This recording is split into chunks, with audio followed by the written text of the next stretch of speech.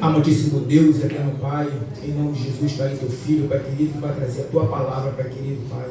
Pai, que não seja, Pai, Senhor amado dele, Pai, Senhor amado, que o Senhor venha usar teu Filho, Pai querido, para trazer a tua palavra nos nossos corações, Pai querido, Pai, em nome de Jesus. Abençoa teu Filho, Pai.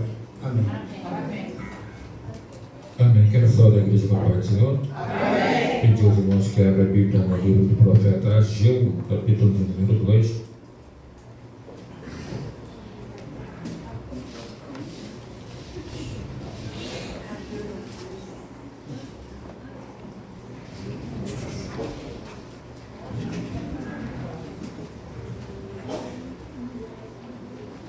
Amém?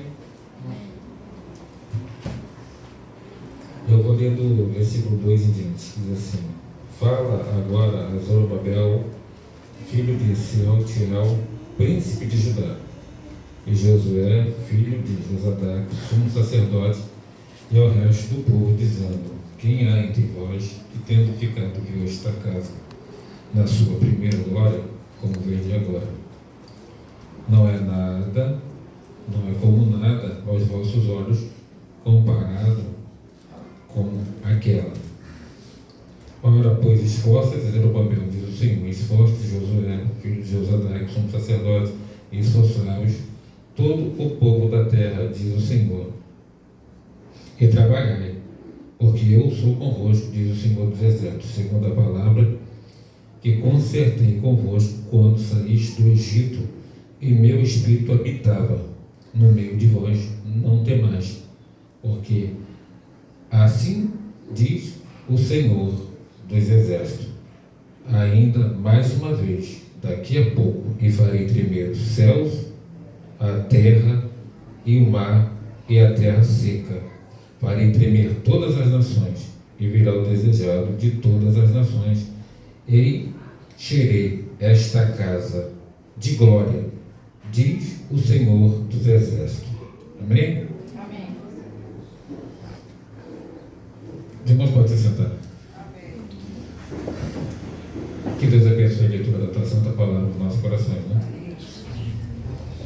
Essas foram as palavras que Deus encarregou o profeta Ageu de dirigir até aqueles responsáveis pelo novo tempo, um novo começo, pelo qual se iniciava após eles regressar 70 anos. Após 70 anos, o povo está sob o domínio caldíaco, babilônico. Muitos motivos correm sobre essa questão de Deus ter transferido o povo de sua terra para uma terra onde eles deixariam de ser livres para ser escravos. Deus, uma das principais era a desobediência do povo. A que vai em linhas paralelas era nada mais, nada menos que o povo ele tinha o cuidado, a obrigação de cuidar da terra, trabalhando nela 6 vezes por dia e deixando o 7º para descanso, para que a terra viesse novamente vitalizar, recuperar todas as energias que havia cedido durante todo o decorrer da semana, e no último dia da semana ela pudesse descansar, que era o sábado. Certamente num período de 490 anos, o cálculo que dá na divisão de 7 vezes 7 era justamente 70. Era o tempo que o povo estava devendo a Deus mediante o descanso daquela terra, né? Então Deus, por sua vez, se encarrega de fazer com que o povo fique 70 anos distanciado da sua terra, para que o povo viesse a dar a Deus o que eles estavam em falta, estavam em dívida. E isso é uma das profecias que se cumpre contra a vontade do povo. Certamente, ninguém gosta de pagar pelos seus atos. Ninguém gosta de pagar por suas ações. Quando a gente espera o retorno, é baseado naquilo que é bom. Não há quem não fuja das consequências de suas más ações, mas ninguém foge das consequências de suas boas ações. Porque nessa profecia aqui é notório observar um duplo sentido. Uma que se cumpre, o povo regressa fragilizado ao ver a sua terra entregue a traças. Mas por contrapartida, Deus abrindo um leque para um novo começo, dizendo assim: olha, vocês já pagaram pelo que fizeram, agora eu vou fazer uma promessa de suprir, uma promessa de esperança. Quem dentre vós que tiveste aqui, viste essa casa na sua primeira glória, vede agora, certamente não há nada como era, mas eu em verdade vos digo, que chegará dia em que eu farei tremer os céus e a terra, e digo que encherei a outra casa com a minha glória, de fato com que darei mais glória na segunda casa do que na glória da primeira casa. A primeira casa é de conhecimento nosso, que havia sido aquela pelo qual Davi se havia pronunciado, se voluntariado para fazer. Havia um desejo no coração daquele homem para edificar um templo para Deus. No entanto, Deus havia dito para aquele homem: olha, Davi, você é sincero, às vezes você vacila, mas de qualquer jeito tu é menina dos meus olhos. No entanto, suas mãos estão sujas de sangue. Então, não passarei a ti esse presente, mas por respeito a você, só por respeito a você, passarei a sua bênção para Salomão, teu filho. Porque Deus, quando alcança um, Ele vê em mim a pessoa do meu filho, e vê no meu filho a minha pessoa. Quando Ele faz uma promessa, a promessa dele pode ser na sua gestão de vida, ou na sua gestão de seus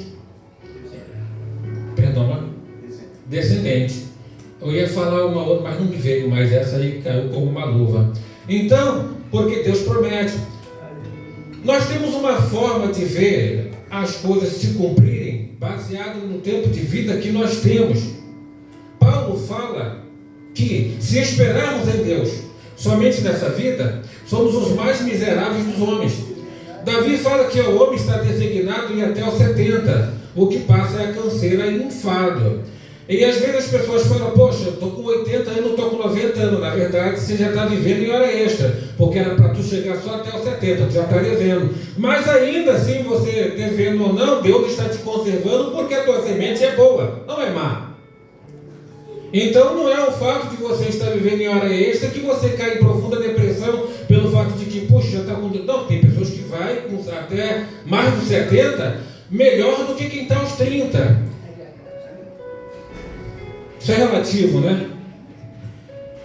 Mas a promessa se cumpre quando eles olham o templo e começa a construção.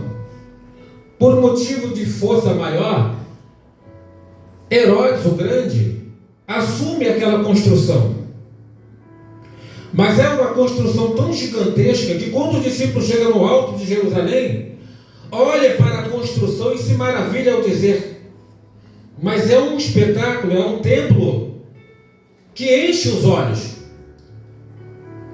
Seria esse, na realidade, o cumprimento da profecia que Deus havia dito por intermédio do profeta Ageu, para consolo e esperança do povo que não entrasse em depressão mediante a mais uma jornada onde não se sabia por onde começar e nem onde terminaria.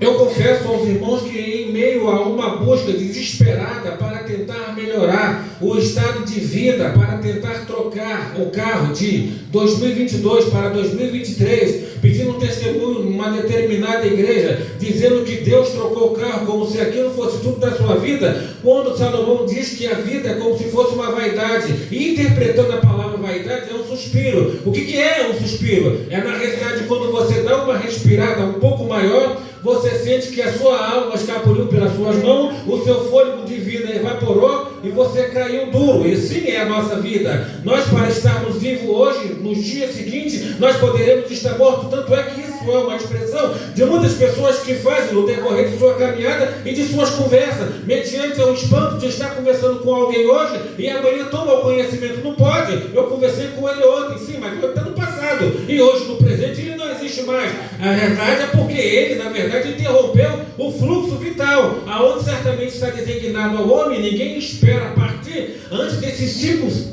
frutos se cumprir. Nascer, né? Crescer, reproduzir, envelhecer e morrer. Aí vem o espanto. Poxa, mas eu não vi envelhecer. Para minha surpresa, estava conversando com ele ontem, mas é porque a vida é um suspiro. Pedro fala em 2 Pedro capítulo 1, versículo 19, que a carne é como a erva, e toda a sua glória é como a flor do campo. Logo a erva seca e a flor murchando cai, mas a palavra de Deus permanece para sempre. Há quem diz que a beleza está à flor da pele. Alguém mais crítico diz que a feiura vai até os ossos.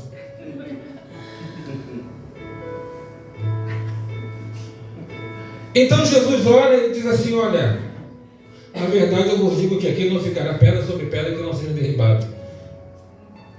Ué, mas seria um cumprimento da palavra de Deus, onde Deus certamente permite com que aconteça e depois permite com que desaconteça, permite com que as coisas aconteçam depois do nada. É porque na grande realidade, quando Jesus estava no templo, Jesus chega, se aproxima do templo, lá no Evangelho de Lucas, capítulo 4, versículo 14 em diante, ele para e os olhos se fitam nele, porque todo mundo gostava de ouvir ele falar, a partir do momento em que ele falava da sua origem na terra. Porque se for para falar da sua origem do céu, não tem ninguém preparado para ouvir aí fora. Imagine você falar. Você tem que entrar na vontade de Deus e na necessidade do miserável. Aí você tem que conciliar a fraqueza dele com a força de Deus. Sim, você é fraco, mas Deus é forte. Tu está embaixo, mas Deus está em cima. Tu é imperfeito, mas Deus é perfeito. Tu é 0, mas Deus é 10. Aí tá bom. Tá dando para conciliar. Porque por mais que eu não seja nada, estou sempre embaixo, Deus está sempre me massacrando, mas eu estou conciliando aí, eu estou ajuntando as forças. Na realidade, a minha força não faz diferença nenhuma, porque não é Deus que precisa de mim, sou eu que preciso dele. Então, por exemplo, se eu sou 0, bota mais 1, viro 10. 10 está difícil para o diabo. Tá ou não tá? Quando concorda também? Mas como 0 não fica. E essa é a questão. Então Jesus no templo, quando falava de si e de conhecimentos, as pessoas gostavam de ouvir, pois as suas palavras eram ilustrativas. Ele falava as metáforas, ele desfrutava de parábolas. Então as pessoas gostavam de ouvir e admiravam de onde vinham tanta inteligência. Da mesma forma como todo o conhecimento que você tem, baseado em todo o diploma que você teve, toda a sua sabedoria, todo o seu conhecimento acerca de medicina, isso espanta, faz com que as pessoas olhem para você e só vê você. E onde o ladrão rouba, as traças mina e o ferrugem, mas ajuntais tesouro, porque aonde está o vosso tesouro está o vosso. São palavras simples que fariam uma diferença se realmente aplicasse, fosse na sua totalidade, não em sua parcialidade, de uma forma onde não seria só simplesmente algo baseado na pressão, mas voluntário. Não, isso nem sempre acontece. E não existe nem sempre palavras que possam mudar os desígnios, as decisões e atitudes do cristão, porque ele procura sempre uma forma de se justificar nas suas condições de erro, para tentar sempre se justificar e não ficar mal perante o homem. Não tem problema, perante o homem você pode até passar. De repente, se você tiver alguma coisinha melhor do que eu, você pode ser bem sucedido, até mais do que eu. Mas a grande realidade é que Deus não olha pelo aquilo que você tem no bolso, na carteira ou no banco. Deus olha pelo aquilo que está no teu coração. E uma coisa é certa: a Deus ninguém engana, porque a Bíblia diz que os olhos do Senhor estão em toda parte do mundo. Aleluia! Aqueles que é bom e aqueles que não são bons. Glória a Deus. Aleluia. Então, Jesus fala e expulsam Jesus do templo. Na realidade, Quando Jesus repreende os discípulos, dizendo: em verdade vos digo que não ficará aqui pedra sobre pedra que não seja derribado, por mais que é esplêndido, por incrível que pareça, Deus não estava se referindo àquele tempo. Aquele tempo aconteceria assim, mas ele abrigaria a glória de Deus. E desde quando a glória de Deus é tijolo, é piso, é porcelanato? Desde quando a glória de Deus é um carro que você comprou? Desde quando a glória de Deus são coisas materiais? A glória de Deus não está voltada para isso. A glória de Deus está voltada para aquilo que acontece na intimidade.